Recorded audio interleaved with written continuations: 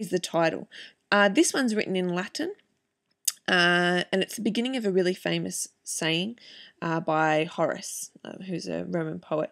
The whole saying means it is sweet and honourable to die for one's country. This is just the first part, which basically just means it is sweet and honourable. And this title is used ironically by Owen because he's actually suggesting it's not particularly sweet and it doesn't seem particularly honourable. And that's what he goes on to explore throughout the poem. So if we get stuck in to our poem, bent double like old beggars under sacks. Now I'm hoping that you've probably already figured out, like smarty pantsers that you are, that this is going to be a simile because we have the word like. Yeah, so they're bent double like old beggars under sacks. The interesting things to note here, what we're comparing them to, old beggars.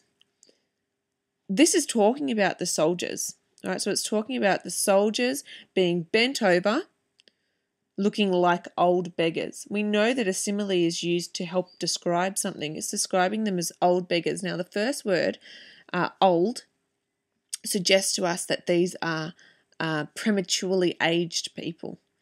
They're old before their time because they're young men, soldiers. They're old beggars. And they're beggars as well. Okay, so they're in poverty, they're in destitution. That shows a lack of control. A beggar has a lack of control over their own situation and over their own life. So immediately we have this image of these soldiers who are, instead of being strapping young men, as they're shown to be in all the propaganda, they're bent over, they're prematurely aged, they've got no control over their own life, and they are destitute. So that's our very first meeting of these soldiers. Then we have knock-kneed, coughing like hags. We have another simile here. And then we have the K,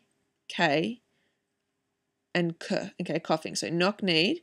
So, and then we have coughing, which is onomatopoeia here. Let's put a nice little dotted one for onomatopoeia. And for our alliteration, why don't we do thick ones? Okay. Both sound devices, alliteration and onomatopoeia. Sound helps create a scene. Sound helps us feel like we are in the scene because we can start to hear it. So it's not just using our sense of sight or our emotion, it's actually using more of our senses. So we start to be able to hear the scene as well. So we have these knock-kneed. That doesn't sound particularly strapping and powerful, does it? Being knock-kneed and coughing like hags again. Hags, we have these like little old ladies. And ugly. They're ugly old ladies, hags. We curse through sludge. We here, that's important, this word. Because we is a collective personal pronoun. What that means is that it's a word that, we know what a pronoun is, a word that replaces a noun. A personal pronoun is one that talks about a person, so we, you, I, they. But a collective one lumps in us, the reader, with these soldiers. We curse through sludge. The reader is now is implicated in this story. So Owen is creating that personal attachment to the story through that word we. Moving on. Till on the haunting flares we turned our backs. This word haunting is very emotive. Okay, so that's emotive language. We can see that the word haunting creates a very eerie feeling to us. We know what it is to be haunted. And towards our distant rest began to trudge, all right? I'm hoping that you are seeing here that we have our alliteration again. So we have the repetition of this hard T sound.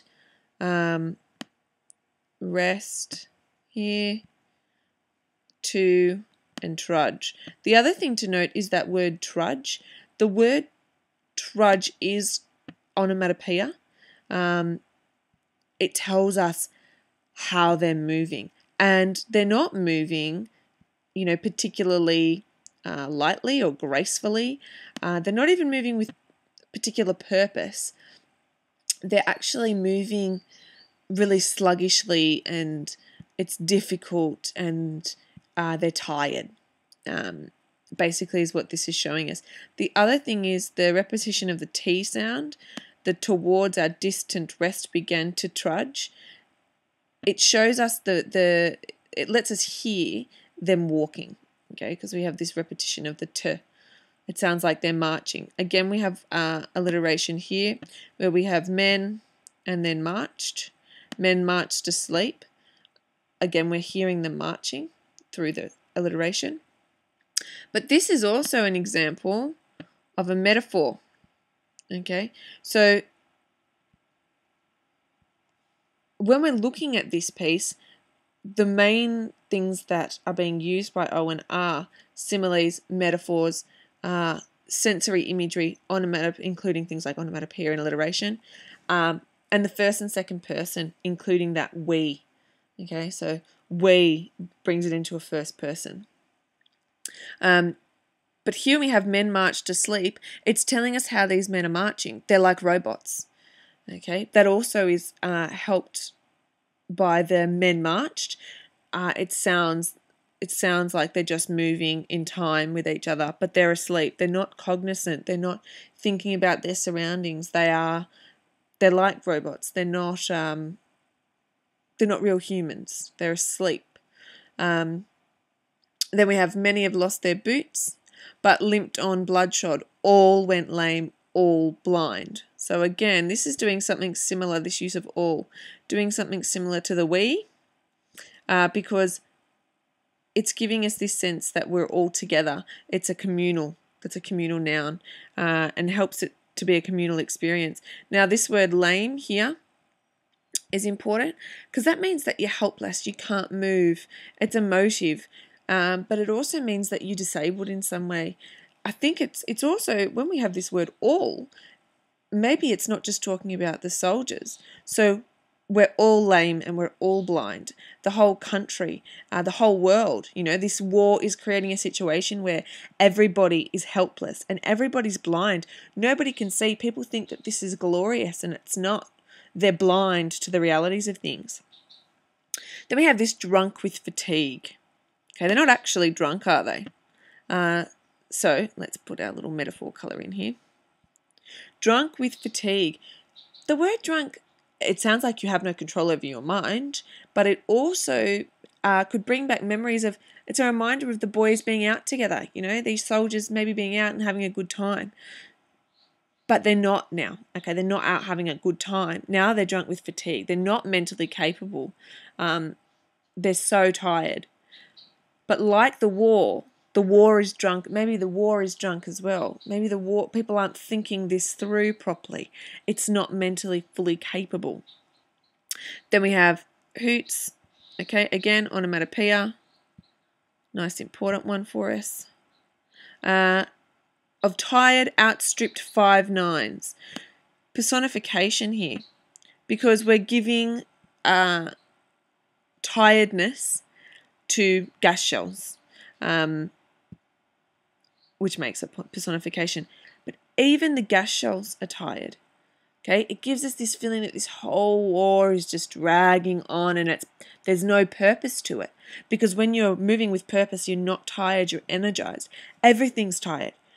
Even the gas shells are tired. Even the weaponry's tired. It couldn't be bothered. It doesn't understand the reason. It